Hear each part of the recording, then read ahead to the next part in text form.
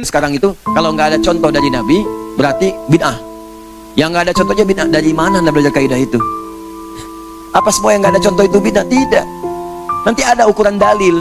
Ada dalil, ada contoh sempurna. Ada dalil contoh sementara. Ada dalil contohnya nggak ada. Ada dalil samar, jangankan contoh, dalilnya pun samar. Ada 4 kategori. Ya, sepanjang dalilnya ada, contoh nggak ada, nggak harus divonis bid'ah dulu. Sepanjang tidak dicontohkan, digali. Kenapa nggak ada contohnya tapi dalilnya ada?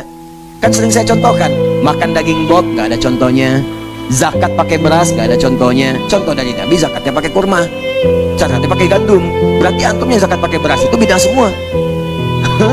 Nah, tidak, merumuskan ilmu itu nggak begitu. Ada kaidah-kaidahnya, ada dasarnya. Kalau belum dasar ini belum paham, jangan bicara. Itu yang berbahaya nantinya. Ya, jelas ya. Apalagi menafsir ilmu yang satu dengan ilmu yang lain, itu yang fatal. Ada tauhid, ada akhlak, ada fikih, ada tasawuf. Anda memandang fikih pakai tauhid yang nggak nyambung, nggak akan nyambung. Ya, apa hukumnya? Kemudian misal, apa hukumnya saya pengajian di Monas misalnya? Ya, mau pengajian di Monas tapi dinilai dengan hukum tauhid yang nggak nyambung. Tauhid itu hukumnya hukum akidah. Hukum akidah nggak bisa dipakai menafsirkan fikih. Akidah itu hitam putih, nggak ada abu-abunya. Kalau fikih itu pilihan.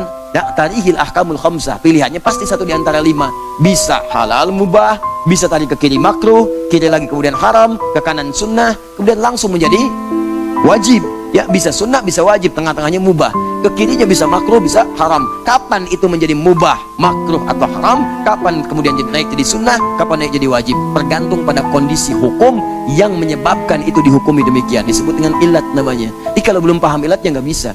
Makanya tauhid diajarkan sebelum hijrah. Ya, fikih diajarkan setelah hijrah. Karena ketika hijrah sudah dekat dengan Allah, diajarkan ke fikih. Makanya kalau ada orang yang menghukumi dengan tauhid, belajarnya tauhid, menghukumi masalah fikih, pasti orang itu belum hijrah.